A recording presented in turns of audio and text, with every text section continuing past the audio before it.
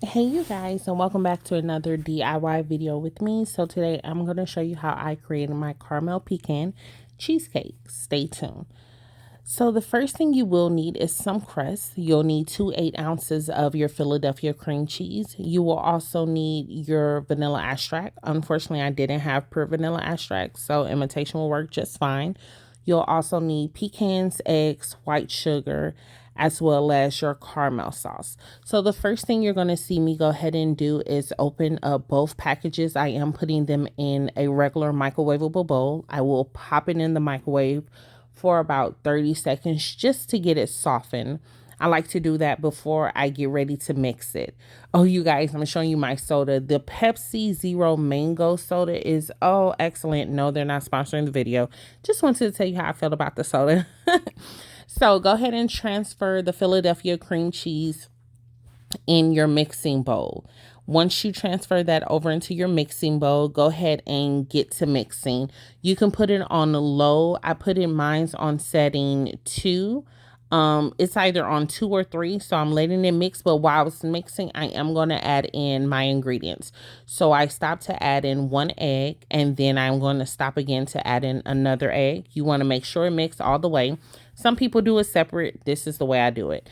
I added my vanilla extract. Unfortunately, I don't measure, so I like to just eyeball it. What I did use was, I believe, a little over half a cup of pure white sugar. So just simply add that in and let it mix. Some people choose to mix by hand. I like the mixer because it's gonna for sure get it completely smooth. Now, if you don't have a mixer, that's absolutely fine. Just simply mix it by hand with the whisk. And just, make sure there's no chunks in it. What I like to periodically do is just slow down the mixer a little bit and just scrape the edges just to make sure I'm not missing any ingredients. And then I'm going to transfer this over into my pie crust.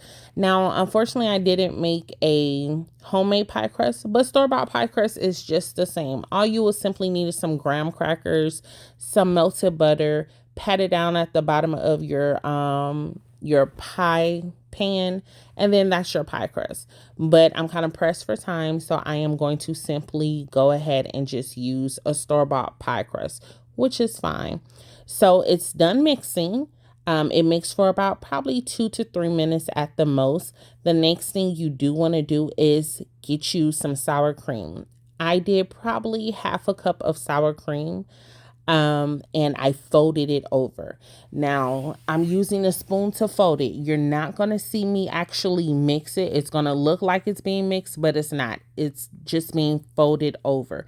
Simply put the sour cream in and you want to fold it.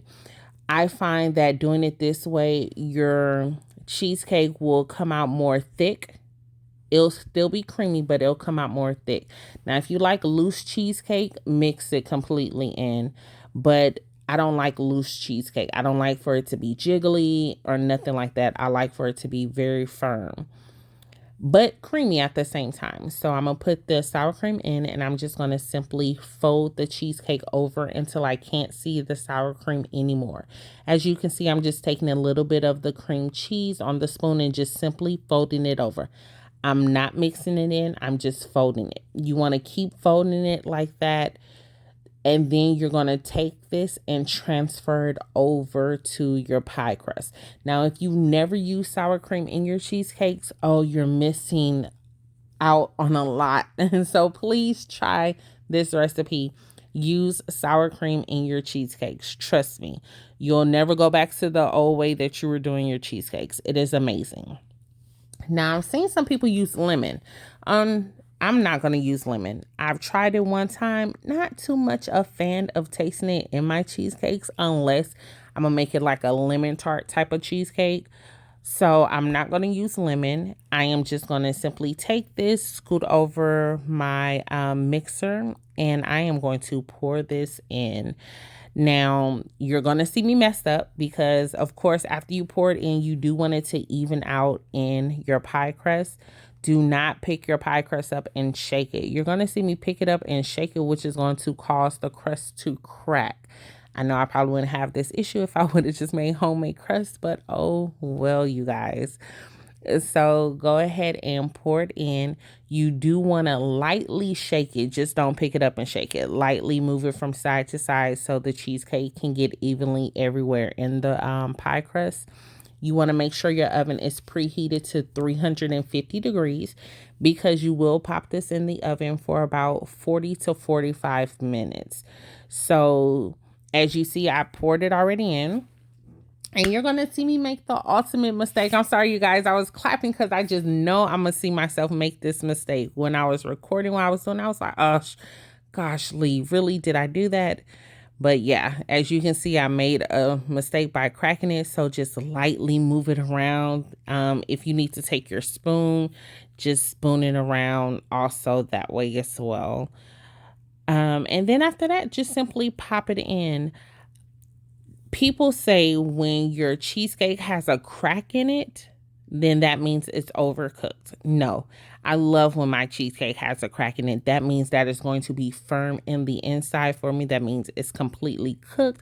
And this is how it looks after 45 minutes of baking. Oh, it looks so good already. But the only bad thing is you do have to let it cool. You really want to let it cool for 24 hours overnight. You want to let it sit out before you pop it in the refrigerator, but I'm kind of pressed for time. So I'm going to first top this before I put it in the refrigerator. So I'm just going to simply start off by putting my pecans on top, doing some caramel drizzle, and I'm just going to keep adding more caramel sauce. I'm going to add more pecans until I get the amount that I want on it. After I do that, I will take the top that it came with and I will pop it in the refrigerator and let it stay cool for overnight. And then I will cut it the next day. So at the end, you will see pieces of the cheesecake. It's the pieces that happen the next day once I know that it got cold enough for me to enjoy, as well as it got firm enough. So that's what you want to do. You can let it sit out overnight, or you can just simply pop it in the refrigerator once it's done. So I probably let it sit out for a good 20 minutes out of the oven before I start putting the toppings on top of it, which was fine by me. Another way you can choose to do your caramel pecans, you can actually put it on top of the cheesecake and then pop all of it in the oven. I tried it that way. It comes out great as well. You can also toast your pecans if you like. You can pre-toast them. I decided not to. They were just pecan pieces, so it was nothing big. It's absolutely fine. Just open up the package and pour them. But if you want to toast them, simply take a cooking sheet, just like a cookie sheet that you make cookies on. Place your pecans on and pop it in the oven for a good 10-15 minutes, and it'll get all toasted and crunchy and crispy a little bit. Another thing I wanted to try that I did not on this video is simply put a little bit of brown sugar on top of them so they can be caramelized pecan pieces on top of the cheesecake. But I will try that another way. But you guys, this is the final look of it. As you see, I'm adding more sauce on top, more pecans. This is the final look. I want to thank you guys simply so much for watching this video, taking your time out. Don't forget to subscribe to my channel. I'm new at this and I'm really trying to get my subscribers up. So make sure you click that notification bell button to receive notifications when I do upload a new video. Thank you guys so much for watching. Enjoy. Bye, you guys.